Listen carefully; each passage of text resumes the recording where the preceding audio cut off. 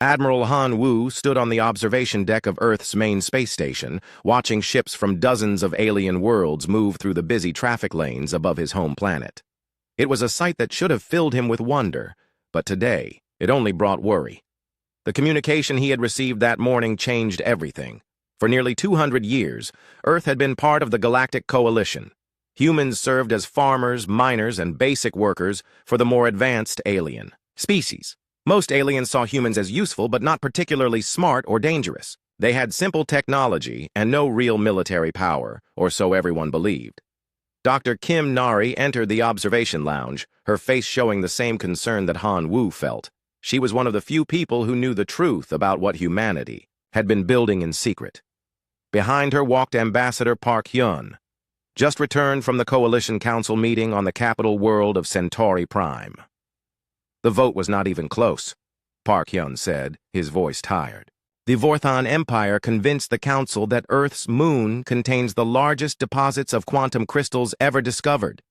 They want immediate mining rights. Han Wu turned from the window. The Vorthons were the most aggressive species in the Coalition, always looking for new resources to fuel their war machine. What did the Council decide? Earth is no longer considered a sovereign world, Park Hyun replied. We are now classified as a strategic resource planet under direct Vorthon control. Their fleet is already moving toward our system. Dr. Kim Nari clenched her fists. She had spent 20 years developing new technology in hidden laboratories scattered throughout the solar system. How long do we have? 3 days? Maybe 4? The ambassador answered. The Vorthon commander, General Vex Moran, sent a message. All human military forces must surrender immediately when they arrive. Any resistance will be met with total destruction. Han Wu walked back to the window and watched a massive cargo ship from the Altarian Republic dock at the station. Soon, those same aliens would come not as partners, but as invaders, wanting their share of Earth's resources. 50 years, Han Wu said quietly. 50 years we have been preparing for this day. He activated his personal communicator and sent a coded message that would reach secret bases throughout the solar system. The message was simple. Protocol 7 is now active. Dr. Kim Nari smiled for the first time that day. Protocol 7 was the signal to begin revealing humanity's greatest secret. While the galaxy saw humans as weak and primitive, the truth was very different. In hidden facilities on asteroids, moons, and in the empty spaces between planets, human engineers had been building the most advanced military technology the galaxy had ever seen. Dr. Kim Nari's breakthrough in quantum mechanics had given humanity an edge that even the Vorthons could not imagine. The Vorthons think they are coming to collect resources from helpless farmers, Han Wu said. They have no idea what they are about to face. Captain Li Tae received the Protocol 7 signal while training with his squadron in the asteroid belt. His ships looked like simple mining vessels from the outside, but hidden beneath their ordinary appearance was technology that could make them disappear and reappear anywhere in the solar system. All pilots, this is not a drill, Li Tae announced to his team. The war we have been training for our entire lives is about to begin. His second-in-command, Pilot Oh Min, brought her ship alongside his. Captain, are we really going to fight the entire Galactic Coalition? If we have to, Li Tae replied, but they don't know what we can do. That gives us an advantage. Meanwhile, on Earth's surface, Major Choi Jin activated resistance cells in every major city. For decades, humans had been building underground networks and hiding advanced weapons. The aliens thought they were coming to occupy a defenseless world, but they would find armed and ready defenders at every turn. Engineer Yoon Soo emerged from his secret laboratory deep beneath the Korean mountains. His team had spent years developing plasma weapons that could cut through any alien armor or energy shield. Today, those weapons would finally see battle. The Vorthon fleet arrived exactly when Ambassador Park Hyun predicted. 50 massive warships dropped out of faster-than-light travel at the edge of the solar system. Their commander, General Vex Moran, immediately sent a message to Earth demanding surrender. Primitive humans, the general's voice boomed across all communication channels. Your world now belongs to the Vorthon Empire. Surrender your defenses and prepare for occupation. Any resistance will be crushed. Admiral Han Wu stood in the command center of the space station, watching the alien fleet approach. Around him, human officers worked at stations that looked simple but controlled some of the most sophisticated technology in the galaxy. "Sir, should we respond to their demands?" asked Communications Officer Park Da. "Send them the standard message," Han Wu replied. "Tell them Earth Defense Command is prepared to discuss terms." What the Vorthons did not know was that Earth Defense Command was much more than they appeared. While they saw a few old ships and basic space stations, the real human fleet remained hidden, waiting for the right moment to strike. Dr. Kim Nari activated her quantum communication network, instantly connecting every human facility in the solar system. "All stations, this is Nari. Begin Phase 1 operations." Across the solar system, hidden bases came online. Weapon systems that had been disguised as mining equipment revealed their true purpose. Ships that looked like cargo haulers dropped their fake outer hulls to show sleek war machines underneath. The Vorthan fleet moved toward Earth, confident in their superiority. They had conquered dozens of worlds and never faced serious resistance. General Vex Moran expected this to be another easy victory. Captain Li Tay and his squadron watched from their hiding place in the asteroid belt. His ships were invisible to alien sensors thanks to Dr. Kim Nari's quantum cloaking technology. "Wait for my signal," he told his pilots. "Let them get close to Earth first." As the alien ships entered Earth's orbital space, they began scanning for resources and strategic targets. They found the space stations, the few visible defense platforms, and the small human fleet that was waiting for them. "As expected, General," Vex Moran told his officers, "the humans have no real defenses. Begin landing operations immediately." But as the first Vorthon transport ships moved toward Earth's surface, something unexpected happened. Ships began appearing out of nowhere, striking the alien fleet with weapons that cut through their shields like paper. Captain Li Tay's squadron had dropped their cloaking and opened fire. The Vorthons had never seen anything like it. Human ships appeared, fired, and vanished again before the aliens could respond. "Impossible!" General Vex Moran shouted. "Where did these ships come from?" On Earth's surface, Major Choi Jin and his resistance fighters struck Vorthon landing parties with weapons that seemed far too advanced for primitive humans. Engineer Yunsu's plasma rifles destroyed alien battlesuits that should have been invulnerable. The first day of what the galaxy would later call the Great War had begun. The Vorthons had come expecting an easy conquest, but instead they faced an enemy that had been preparing for this moment for 50 years. Admiral Han Wu watched the battle from his command center, finally allowing himself a small smile. The secret was out now. Humanity was no longer hiding its true capabilities. "Send a message to all human forces," he ordered. "Operation Liberation has begun." The galaxy was about to learn that humanity was far more than they had ever imagined. The Vorthon occupation of Earth began badly for the aliens. What should have been a simple landing operation turned into a nightmare of hit-and-run attacks and impossible technology. General Vex Moran found himself fighting an enemy that could appear and disappear at will. Major Choi Jin crouched in the ruins of downtown Seoul, watching Vorthon soldiers patrol the streets below. The aliens had managed to land in several major cities, but holding those positions was proving much harder than they expected. "Team 3, are you in position?" he whispered into his communicator. "Ready, sir," came the reply from Sergeant Kim. "You." "The plasma charges are set." Choi Jin smiled. Engineer Yoon Su's latest creation was about to give the Vorthons another unpleasant surprise. The plasma charges looked like simple rocks but could melt through the strongest alien armor. "Execute," he ordered. Explosions lit up the street as the hidden charges activated. Vorthon battlesuits that could stop traditional bullets melted like ice in a fire. The surviving aliens ran for cover, shooting wildly at enemies they could not see. High above the planet, Captain Li Tay led his squadron in another attack on the Vorthon fleet. His ships used Dr. Kim Nari's quantum displacement drives to jump in and out of the battle, never staying in one place long enough for the enemy to target them. "Focus fire on their command ship," Li Tay ordered. "Oh Min, take your wing and hit them from the port side." "Understood, Captain," Pilot Oh Min replied, her ship vanishing and reappearing behind the massive Vorthon vessel. The alien commander watched in growing frustration as human ships struck his fleet with impossible precision. Every time his gunners tried to target the attackers, they simply disappeared. "How are they doing this?" General Vex Moran demanded of his science officer. "Unknown, sir. Our sensors show the ships one moment, then they are gone the next. It is like they are jumping through space itself."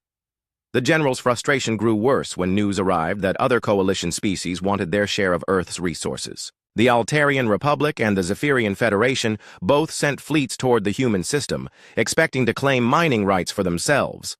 Admiral Han Wu watched the approaching alien fleets from his command center. The space around Earth was becoming crowded with ships from a dozen different species, all wanting to take what they could from humanity's home world. "Dr. Nari? How many ships can we handle at once?" he asked. Dr. Kim Nari looked up from her control panel where she was coordinating quantum jumps for human forces across the system. "With the new displacement network online, we can engage multiple fleets simultaneously. But Han Wu, if we show too much strength too quickly, the entire galaxy might unite against us." "They are already uniting against us," Han Wu replied. "The question is whether we can divide them instead." He was right. Reports were coming in from across the galaxy that coalition species were choosing sides. Some supported the Vorthan claim to Earth, while others began questioning whether it was right to enslave an entire species for their resources.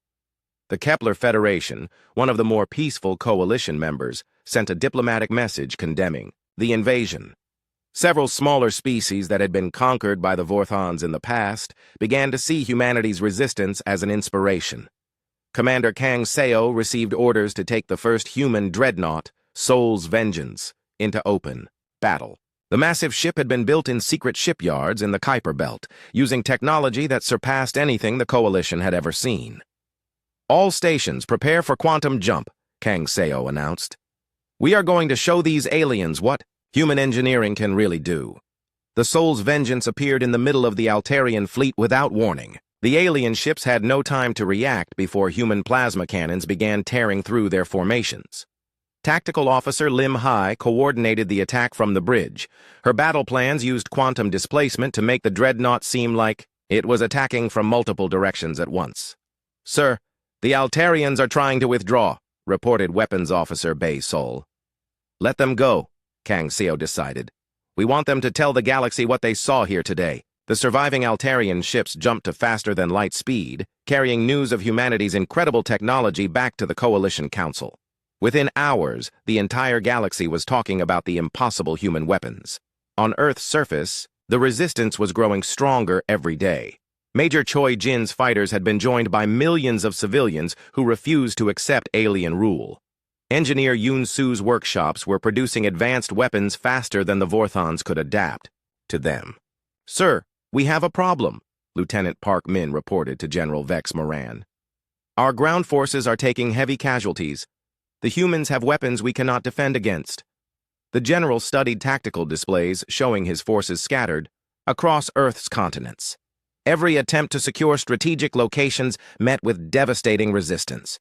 Human fighters appeared from nowhere, struck with impossible accuracy, and vanished before his troops could respond. "What about reinforcements? From the home fleet?" he asked. "The home fleet is dealing with human attacks on our mining colonies," his aide replied. "Admiral Shinbo's forces have struck 17 different systems in the past week."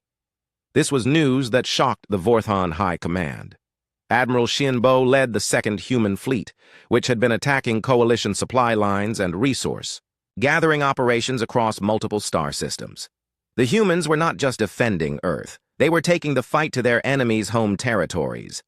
Dr. Kim Nari's quantum communication network allowed perfect coordination between human forces scattered across the galaxy. Ships separated by hundreds of light years could work together as if they were in the same system. "Admiral Han Wu," came a transmission from Captain Nam Gil, who was leading human forces in support of alien rebellions. "The Rigel colonies are ready to declare independence from Vorthan rule. They want our help." "Approved," Han Wu replied.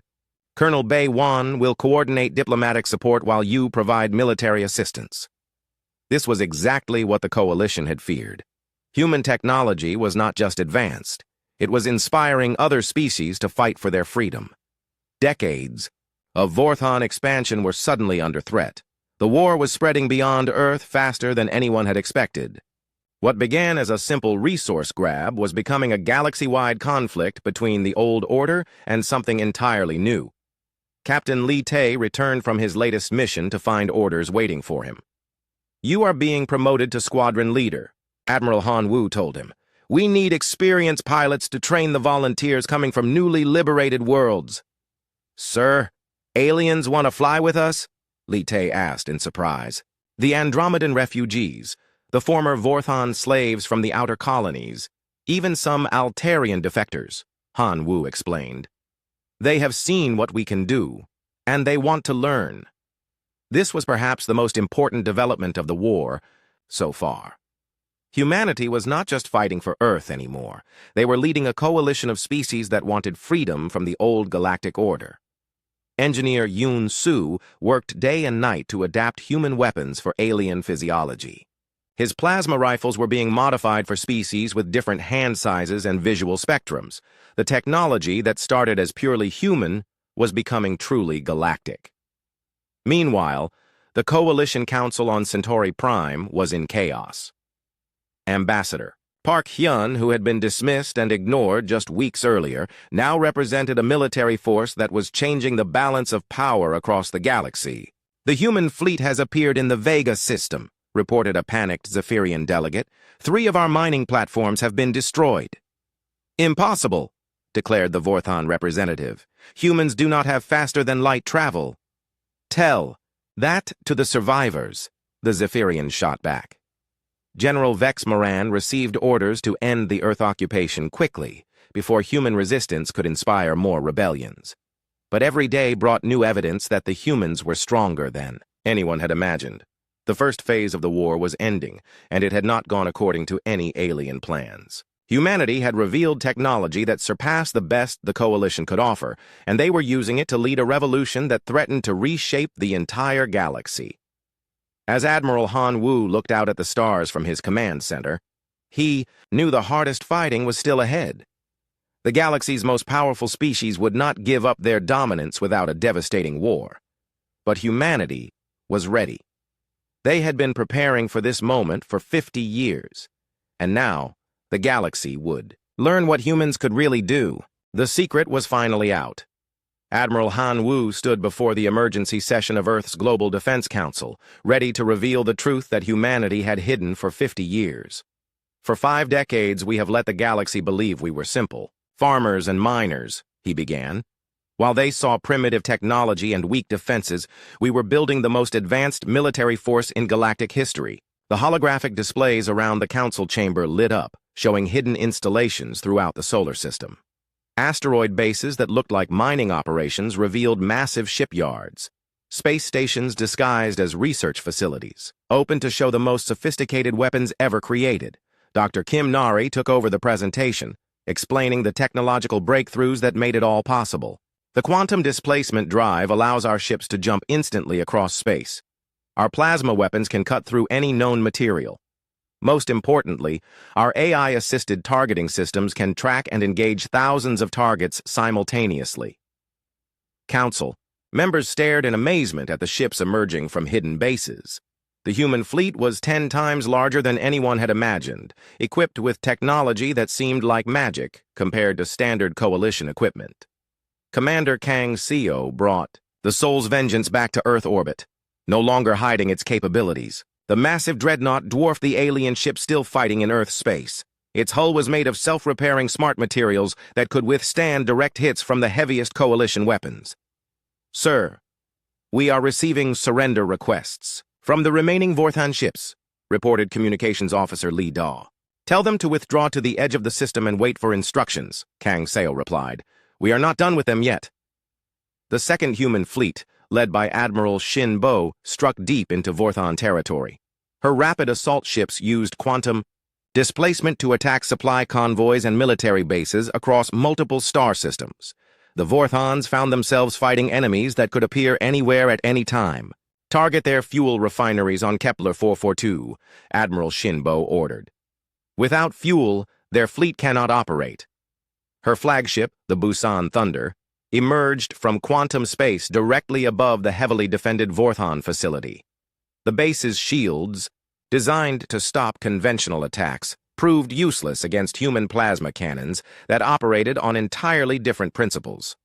Captain Lee Tay had been promoted to lead the expanded 1st Fighter Squadron, now including volunteers from a dozen different species. His human pilots were training aliens in the use of quantum displacement technology, creating the first truly integrated galactic fleet. "Remember," he told his mixed crew of humans and aliens, "the displacement drive responds to thought as much as to controls. You must feel where you want to go, not just calculate it." Pilot Omin had become his chief instructor, working with former Vorthon slaves who brought valuable intelligence about enemy ship designs and tactics. "The Vorthons always attack in the same formations," she explained to a group of Andromedan refugees. "Once you understand their patterns, they become predictable." The war was spreading faster than anyone could control. Species that had been neutral suddenly chose sides as they realized the old galactic order was collapsing. Some joined the coalition, hoping to preserve their positions of power. Others rallied to humanity's banner, seeing a chance for freedom and equality. Dr. Ryuan, leading the team studying captured alien technology, made discoveries that changed everything. "The coalition has been deliberately keeping most species at a lower technology level," she reported to Admiral Han Wu. "Only the ruling species had access to the best equipment." This revelation spread throughout the galaxy, causing outrage. Among species that had been kept artificially weak, rebellions erupted on dozens of worlds as suppressed populations demanded access to the technology that had been denied to them. Tactical Officer Lim Hai designed new battle formations that took advantage of quantum displacement drives. Human fleets could now coordinate attacks across vast distances, striking multiple targets simultaneously while appearing to be in completely different locations. "Sir, Coalition forces are massing for a major counterattack," she reported to Commander Kang Seo. "Intelligence suggests they are bringing ships from across the galaxy." "Let them come," Kang Seo replied. "The more ships they bring to one place, the easier it will be to destroy them all at once." The Battle of New Centauri became the first major fleet engagement of the war. Coalition forces, led by the massive Vorthon Imperial Fleet, faced the combined human navy in open space. Both sides brought their most advanced technology and their best commanders. General Vex Moran, now commanding the entire coalition war effort, believed that superior numbers would overcome human technological advantages. "They cannot be everywhere at once," he told his fleet commanders. "Overwhelm them with sheer force." But he had underestimated the quantum communication network that Dr. Kim Nari had spent decades perfecting. Every human ship could coordinate with every other human ship instantly, regardless of distance. The fleet operated like a single massive organism with thousands of parts. Captain Nam Gil led the 3rd Human Fleet in support of alien rebellions throughout the galaxy. His forces provided advanced weapons and training to species fighting for independence from coalition rule. Each successful rebellion weakened the enemy and strengthened humanity's growing alliance. "The Tau Ceti colonies have declared independence," he reported to Admiral Han Wu. "They are requesting human advisors and quantum communication equipment." "Approved," Han Wu replied. "Colonel Beiwan will coordinate the diplomatic mission while you provide military support." The coalition was discovering that fighting humanity meant fighting an entirely new kind of war. Traditional tactics proved useless against enemies that could appear and disappear at will. Energy weapons that had dominated galactic warfare for centuries were ineffective against human adaptive armor. Engineer Yun Su's latest creation was the quantum torpedo, a weapon that could phase through enemy shields and explode inside enemy ships. The first deployment of these weapons devastated a Zephyrian battle group that had attempted to blockade the Kepler system. "Impossible," the Zephyrian admiral transmitted before his ship was destroyed. "Nothing can penetrate our shields." But quantum torpedoes operated on principles that alien shield technology could not stop. They existed in quantum superposition until the moment of impact, making them effectively invulnerable to conventional defenses. The siege of New Terra marked a turning point in the war. Coalition forces surrounded humanity's first interstellar colony, but found themselves facing defenses they could not understand or overcome. Commander Kang Seo led the relief force, using quantum displacement to appear directly inside the enemy formation. The Soul's vengeance materialized among the Coalition ships, its weapons firing in all directions simultaneously. "All ships, execute pattern Delta," he ordered. The human fleet spread out in a complex three-dimensional formation that allowed each ship to cover every other ship while maintaining maximum firepower. The Coalition commanders had never seen anything like it. Dr. Kim Nari watched the battle from Earth, coordinating quantum jumps for hundreds of ships across dozens of star systems. Her quantum network had grown beyond even her original dreams, connecting not just human forces but allied alien fleets as well. "Admiral, we are detecting massive Coalition reinforcements approaching from the galactic core," she reported. "How many ships?" Admiral Han Wu asked. "Thousands, sir. It looks like they are committing everything they have." Han Wu nodded grimly. The Coalition was finally taking humanity seriously as a threat. The easy victories were over. Now came the real test of whether human technology and tactics could overcome impossible odds. The revelation of humanity's true capabilities had changed everything. What began as a resource dispute had become a war for the future of galactic civilization. On one side stood the old order, based on domination and technological suppression. On the other stood a new alliance, fighting for freedom and equality among all species. Admiral Shinbo's forces continued their deep raids into Coalition territory, but now they faced prepared defenses and coordinated resistance. The enemy was adapting to human tactics, developing countermeasures and new strategies. "Sir, we are facing increased resistance at every target," she reported. "The Coalition is learning to fight us." "Then we will have to learn faster, Admiral," Han Wu replied. The third phase of the war was about to begin, and it would test everything humanity had built over the past 50 years. The galaxy was watching, waiting to see whether the new human alliance could survive the full might of the Coalition's military machine. Captain Li Tay prepared his mixed squadron for their most dangerous mission yet.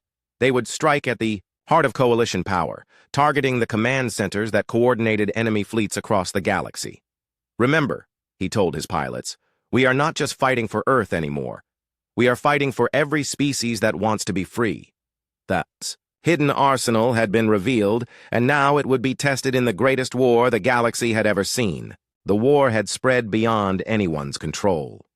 What started as a dispute over Earth's resources had become a galaxy-wide conflict that touched every inhabited system. Admiral Han Wu stood in the war room deep beneath Earth's surface, watching displays that showed battles raging across hundreds of star systems. "Sir, the situation reports." Communications Officer Park Daw handed him a datapad with updates from across the galaxy. The news was mixed. Human forces had won significant victories, liberating dozens of worlds from Coalition control. But the enemy was adapting quickly, developing new tactics, and bringing massive reinforcements from the galactic core. General Vex Moran had been promoted to Supreme Coalition Commander, leading the largest military force ever assembled. His strategy was simple but effective. Use overwhelming numbers to force human fleets into pitched battles where quantum displacement technology would be less useful. "The humans cannot be everywhere at once," he told his assembled fleet commanders. "We will attack so many targets simultaneously that they cannot respond to all of them." Colonel Baywan worked frantically to coordinate with newly liberated species. Each world that joined the human alliance brought new challenges. Different species had different needs, different technologies, and different ways of fighting. "The Andromedan refugees want to attack their former slave masters immediately," she reported to Admiral Han Wu. "But they lack the training to use our quantum displacement drive safely." "How long to train them?" Han Wu asked. "Months, sir. We don't have months." This was the problem facing humanity across the galaxy. Their alliance was growing rapidly, but new allies needed time and training to be effective in battle. Meanwhile, the Coalition was bringing veteran fleets with centuries of combat experience. Captain Nam Gil led human forces supporting rebellions on 17 different worlds. His third fleet had been divided into smaller task forces, each working with local resistance movements. The battles were fierce, with both sides fighting for survival. "Captain, the Vega colonies are under heavy attack," reported his communications officer. "They are requesting immediate assistance." "Tell them we are en route," Nam Gil replied. "But warn them we can only stay long enough to break the siege. They will have to hold on their own after that." This was becoming a common problem. Human Forces could win individual battles with their superior technology, but they lacked the numbers to hold every liberated world. The coalition would return with larger fleets, and the cycle of conquest and liberation would begin again. Dr. Ryu An made a breakthrough that changed the strategic situation. Her analysis of captured coalition equipment revealed a critical weakness in their quantum communication networks. Sir, all coalition fleets use the same quantum frequency for coordination, she explained to Admiral Han Wu. If we could disrupt that frequency, their fleets would lose the ability to coordinate across star systems. How do we do that? Han Wu asked. We would need to build quantum jammers and place them in key locations throughout coalition space. It would require deep penetration missions into heavily defended territory. Admiral Shin Bo volunteered to lead the quantum jammer missions. Her rapid assault ships were the fastest and most maneuverable in the human fleet, capable of striking deep into enemy territory and escaping before reinforcements could arrive. Sir, I can get my ships to the target locations, she told Admiral Han Wu. But the jammers will need constant protection once they are deployed. We will find a way, Han Wu promised. The siege of New Terra continued to drain both sides. Coalition forces had surrounded humanity's most important colony, but human defenders used quantum displacement to make the siege almost impossible to maintain. Supplies and reinforcements appeared constantly, while defensive positions changed. Location daily. Commander Kang Seo coordinated the defense from the Soul's Vengeance, which had become a mobile command center for the entire sector. His ship could appear anywhere in the system instantly, responding to threats faster than the Coalition could adapt. Sir, long-range sensors detect a massive Coalition fleet approaching from the Galactic Center, Tactical Officer Lim Hai reported. Estimated strength over 2,000 ships. Kang Seo studied the tactical display. It was the largest enemy force anyone had seen since the war began. Send word to Admiral Han Wu. The Coalition is bringing everything they have. The approaching fleet was led by Admiral Zar Voss, the Coalition's most experienced commander. He had spent decades conquering worlds for the Vorthan Empire and had never lost a major battle. His strategy was to force the humans into a decisive engagement where superior numbers would overcome their technological advantages. Captain Li Tae received orders to prepare for the largest battle of the war. His mixed squadron of human and alien pilots would lead the initial attacks against the approaching Coalition fleet. How many ships are we facing? Pilot Oh Min asked as they reviewed tactical data. Too many to count, Li Tae replied honestly. But remember, we don't have to destroy them all. We just have to break their formation and create confusion. The quantum displacement drives gave human forces incredible tactical flexibility, but they also required precise coordination. A single mistake could send a ship into a star or into the middle of an enemy formation. Dr. Kim Nari worked around the clock to improve the quantum communication network. The system was handling more traffic than ever before, coordinating attacks across hundreds of star systems while maintaining perfect synchronization. The network is at 97% capacity, she reported to Admiral Han Wu. If we expand operations any further, we risk system failures. Can you increase capacity? Han Wu asked. Not without building new quantum resonators, which would take months to construct and install. This was another limiting factor for humanity. Their technology was incredibly advanced, but it required complex infrastructure that could not be quickly replaced if damaged. Engineer Yoon Soo developed new weapons specifically for the coming battle. His quantum disruptors could disable enemy ships without destroying them, potentially allowing human forces to capture intact Coalition vessels. Sir, if we can capture their ships instead of destroying them, we gain access to their technology and reduce their fighting strength at the same time, he explained. Major Choi Jin continued leading resistance operations on occupied worlds. His fighters had perfected the art of urban warfare, using quantum displacement technology to appear inside enemy strongholds and disappear before reinforcements could arrive. The key is never to fight fair, he told his trainees. We appear, strike, and vanish. The enemy should never know where we will hit next. But the Coalition was learning too. They began using energy-dampening fields that could interfere with quantum displacement drives. Human forces found themselves trapped in conventional battles where their technological advantages were reduced. The moral complexity of the war weighed heavily on many human commanders. Their weapons were incredibly destructive, capable of killing. thousands of enemies in seconds. Some questioned whether such power was justified, even in self-defense. Admiral Ko Jun, commanding the 4th Human Fleet, struggled with these questions after his forces accidentally destroyed a coalition hospital ship that had been disguised as a warship. "Sir, we had no way of knowing," his tactical officer tried to reassure him. "That doesn't make the dead any less dead," Ko Jun replied. Meanwhile, coalition propaganda worked to turn neutral species against humanity. They portrayed humans as dangerous conquerors who used superior technology to enslave other species, exactly what the coalition had been doing for centuries. The humans represent an existential threat to galactic civilization, General Vex Moran announced in broadcasts across coalition space. They must be stopped before they destroy everything we have built. But species that had experienced human liberation told different stories. The Andromedan refugees spoke of freedom and equality under human leadership. Former coalition slaves described advanced technology being shared freely rather than hoarded by a ruling class. Ambassador Park Hyun worked to counter coalition propaganda, but the truth was hard to spread when most communication networks were controlled by enemy forces. "We need our own information network," he told Admiral Han Wu. "Dr. Nari is working on it," Han Wu replied, "but it will take time we may not have."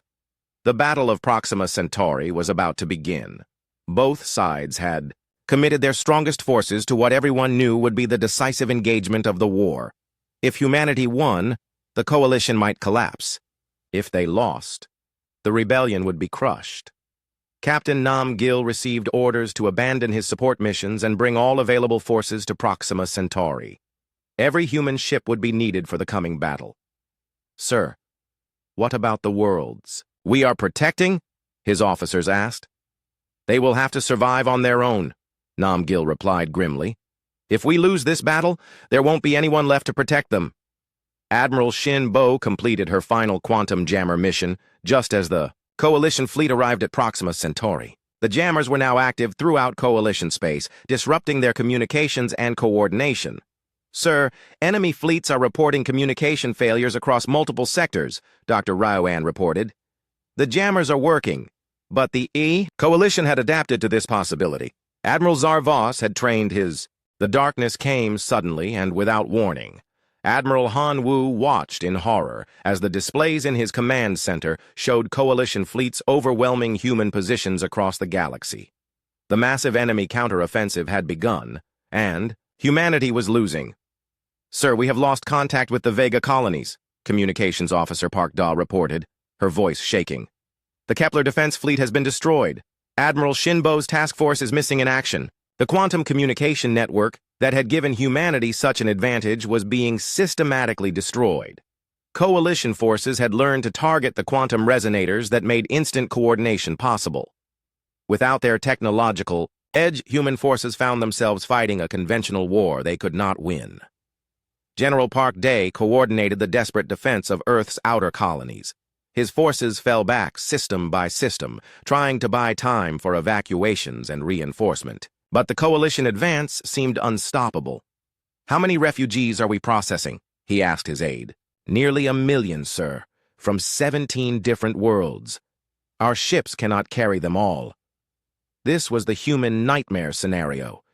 Their alliance included billions of beings who depended on human protection. If humanity fell, those populations would face slavery or extinction under coalition rule. Captain Lee Tae led evacuation flights from worlds under attack, his squadron working around the clock to save as many lives as possible. The quantum displacement drives that had once been used for surprise attacks now served as escape routes for fleeing civilians. "Captain, we cannot take everyone," Pilot Oh Min reported from the surface of Tau Ceti Prime. "There are too many people, and not enough ships." "Take the children first," Lee Tae ordered, his heart breaking. "We will make as many trips as we can." The coalition had learned to fight humanity's war. Admiral Zar Voss deployed energy-dampening fields that reduced the effectiveness of quantum displacement drives. His fleets attacked multiple targets simultaneously, forcing human forces to choose which worlds to defend and which to abandon. Dr. Kim Nari worked frantically to restore the quantum communication network, but every repair was met with renewed attacks. "They know exactly where to hit us," she reported to Admiral Han Wu. Someone is giving them inside information about our technology. The possibility of betrayal was something humanity had not prepared for. Their alliance included dozens of body species, and not all of them might be loyal when the situation looked hopeless. Commander Kang Seo brought the Soul's vengeance back to Earth's orbital defenses as Coalition fleets approached the home system. The Great Dreadnought had been damaged in the fighting, its self-repairing hull struggling to keep up with accumulated battle damage. "Sir, long-range sensors detect the main Coalition fleet," Tactical Officer Lim Hai reported. "Admiral Zar Voss is leading them personally." "How long do we have?" Kang Seo asked. 6 hours until they reach Earth orbit. The final battle for humanity's homeworld was about to begin. Earth's defensive fleets had been reduced to a fraction of their original strength, and the planet's surface installations were running low on ammunition and spare parts. Pilot Ji Yeon became a symbol of human resistance during the darkest days. The young ace pilot led desperate missions against impossible odds, her fighter squadron, becoming legendary among both allies and enemies. "Remember," she told her pilots before each mission, "we are not just fighting for ourselves. Every species in our alliance is watching to see if humans keep their promises." Her words reminded everyone what they were really fighting for. This was not just about Earth or human survival. It was about proving that a different kind of galactic civilization was possible. Admiral Ko Jun took command of the remaining human fleets after Admiral Han Wu was reported missing in action during a surprise coalition attack. The burden of leadership fell on his shoulders at humanity's darkest hour. "Sir, what are your orders?" his staff asked. Ko Jun studied the tactical displays showing coalition forces advancing on all fronts. Traditional military doctrine said to surrender and save lives, but surrender would mean the end of everything they had fought to build. "We continue the fight," he decided. Han Wu believed in something worth dying for. So do I. Dr. Kim Nari made a breakthrough that changed everything. Working in a hidden laboratory deep beneath Earth's surface, she completed her greatest creation, a quantum network that could not be destroyed by conventional means. "Sir, the new network exists in quantum superposition," she explained to Admiral Ko Jun. "It is everywhere and nowhere at the same time. The Coalition cannot target what they cannot locate." "How long to deploy it?" Ko Jun asked. "It is already deployed, sir. I have been building it in secret for months." Suddenly, the tactical situation reversed. Human forces across the galaxy found themselves reconnected, able to coordinate with the precision that had made them so effective in the early days of the war. Captain Nam Gil received the activation signal while leading a hopeless defense of the Rigel colonies. Instantly, his isolated fleet was connected to every other human force in the galaxy. "All ships, this is Admiral Ko Jun," came the transmission. "Execute Operation Final Gambit. All forces are to converge on target locations simultaneously." The new strategy was insanely ambitious. Using perfect coordination through the undetectable quantum network, every human fleet would attack different coalition home systems at exactly the same time. While most attacks would be diversions, key strikes would cripple enemy command structures and industrial capacity. Admiral Shin Bo, who had been presumed dead, emerged from hiding with her rapid assault fleet. She had been operating behind enemy lines for weeks, gathering intelligence and preparing for this moment. "Sir, I have detailed information on Coalition fleet movements and defensive positions," she reported. "The quantum jammers we deployed earlier have given us complete access to their communication networks." The irony was perfect. The Coalition's own quantum communication system, disrupted by human jammers, was now feeding intelligence directly to their enemies. Captain Li Tae received orders to lead the most important mission of the war. His squadron would strike at the Coalition's Central Command Center while other forces attacked across the galaxy. "Remember," he told his mixed crew of humans and aliens, "this is not about revenge. This is about building a galaxy where all species can live in freedom." Engineer Yoon Soo revealed his ultimate creation, weapons that could disable entire fleets without causing permanent damage. "The neural disruptor temporarily shuts down all electronic systems," he explained. "Ships are disabled but not destroyed. Crews are unconscious but unharmed." This technology represented humanity's true values. Even in the darkest hour of war, they sought to minimize casualties and preserve life. The Coalition had no idea what was coming. Admiral Zar Voss approached Earth confident that he was delivering the final blow to human resistance. His massive fleet included ships from every coalition species, representing the combined military might of the galaxy. "Prepare for planetary bombardment," he ordered. "The human homeworld will serve as an example to any other species considering rebellion." But as his fleet moved into Earth's orbital space, something impossible happened. Human ships began appearing throughout his formation, not one or two at a time, but hundreds simultaneously. The quantum displacement network had been expanded beyond anything previously imagined. Dr. Kim Nari had found a way to transport entire fleets instantly across galactic distances. General Park Day watched from Earth's surface as the sky lit up with battle.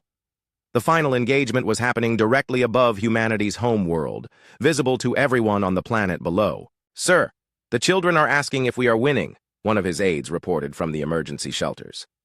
"Tell them yes," Park Day replied, watching human ships outmaneuver the massive coalition fleet. "Tell them humanity always finds a way. The Battle of Earth lasted only 6 hours, but it decided the fate of the galaxy. Admiral Zar Voss found his supposedly invincible fleet scattered and confused by quantum displacement attacks from every direction. More importantly, simultaneous attacks. Across coalition space had achieved their objectives. Enemy command centers were destroyed or captured. Industrial facilities that built coalition warships were disabled. The enemy's ability to coordinate and supply their forces had been shattered. Pilot Ji Yeon led the final attack on Admiral Zar, Voss's flagship. Her fighter squadron used quantum displacement to appear inside the massive ship's hangar bay, striking at the heart of coalition leadership. "This is for every species you have enslaved," she transmitted as her plasma cannons destroyed the ship's command systems. The war's tide had turned in a single day. Coalition forces found themselves cut off from supplies and support, facing an enemy that could appear anywhere at any time. Morale collapsed as news of the coordinated attack spread throughout their fleets. Admiral Ko Jun stood in the same command center where Admiral Han Wu had begun the war.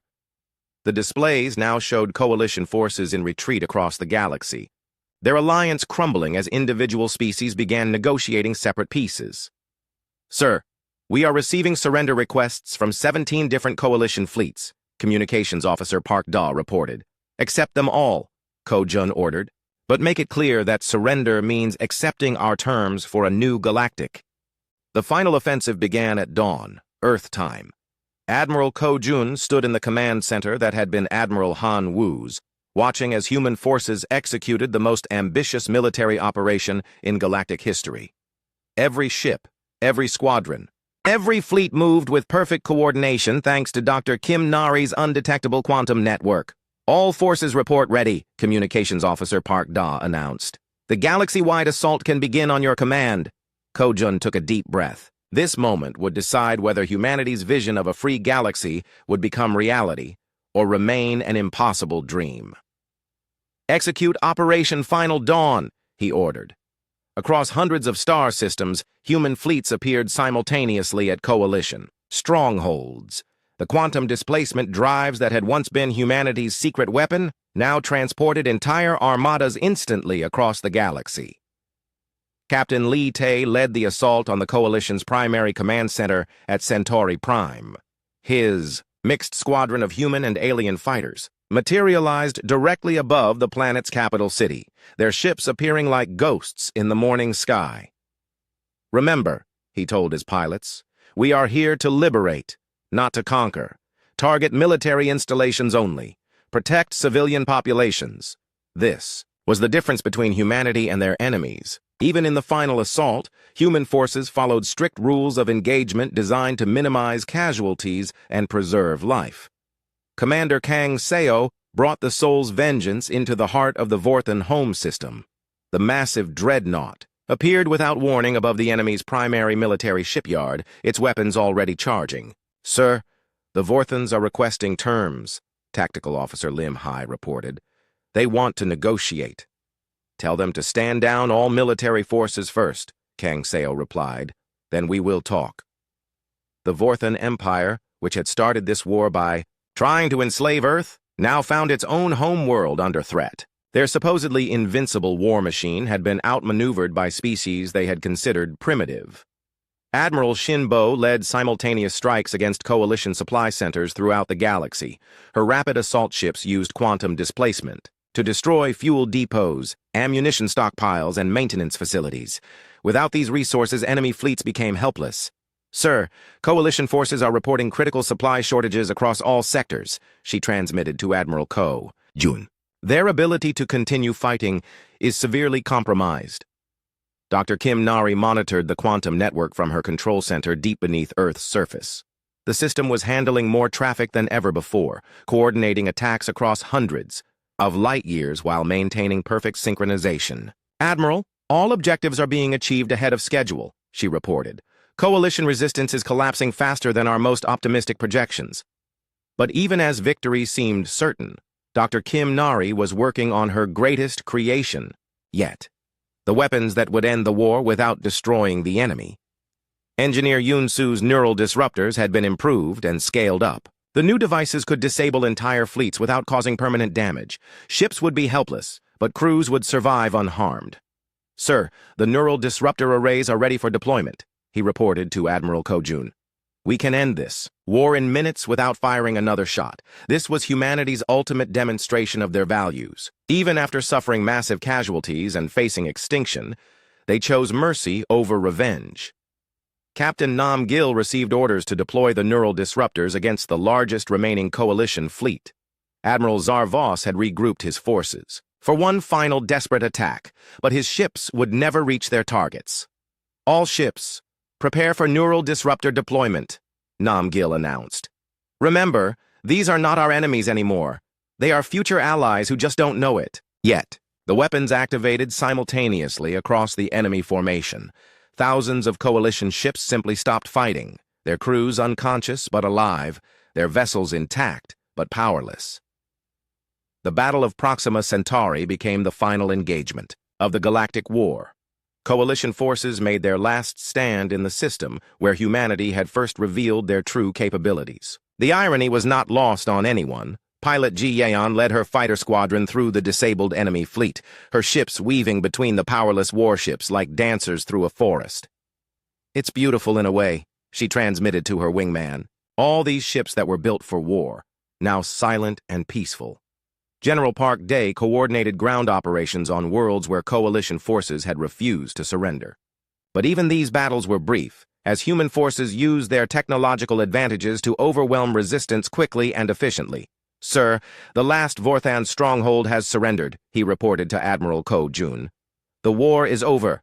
But Admiral Ko Jun knew that ending the fighting was only the beginning. Building a lasting peace would be much harder than winning the war. Admiral Han Wu emerged from a hidden bunker on Earth's moon, where he had been coordinating secret operations throughout the final phase of the war. His apparent death had been a deception, designed to make the coalition overconfident in their final assault. "Admiral Ko Jun," he said as he entered the command center, "you have done something I wasn't sure was possible. You won the war without losing our souls." The two men stood together, watching displays that showed coalition fleets surrendering across the galaxy. After months of devastating warfare, peace was finally within reach. Ambassador Park Hyun, who had begun this story pleading for Earth's independence, now found himself negotiating the surrender of the entire coalition. The aliens who had once dismissed him with contempt now listened carefully to every word. "Humanity offers not conquest, but partnership," he told the assembled coalition leaders. "We propose a new galactic order based on equality and cooperation among all species." The terms were surprisingly generous.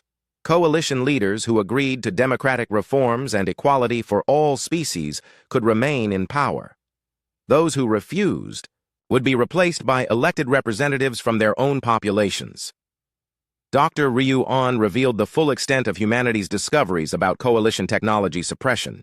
"For centuries, the ruling species have kept everyone else at a lower technological level," she announced to the Galactic Assembly. "All of this technology will now be shared freely." This revelation caused the final collapse of coalition resistance. Species that had been kept artificially primitive now saw the promise of advancement and equality under human leadership. Captain Lee Tay received orders to establish the new Galactic Defense Force, an integrated military organization that would include ships and crews from every species in the Alliance. "Sir, how do we integrate so many different technologies and fighting styles?" his officers asked. "The same way we won the war," he replied, "through cooperation, communication, and respect for differences."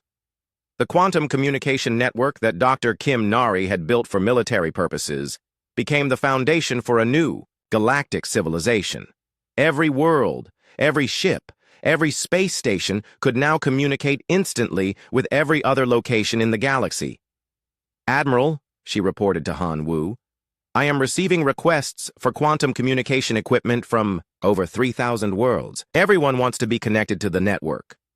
Engineer Yunsu's workshops began converting weapon factories into facilities for producing peaceful technology. The same quantum displacement drives that had been used for war would now transport people and goods across the galaxy in minutes instead of months.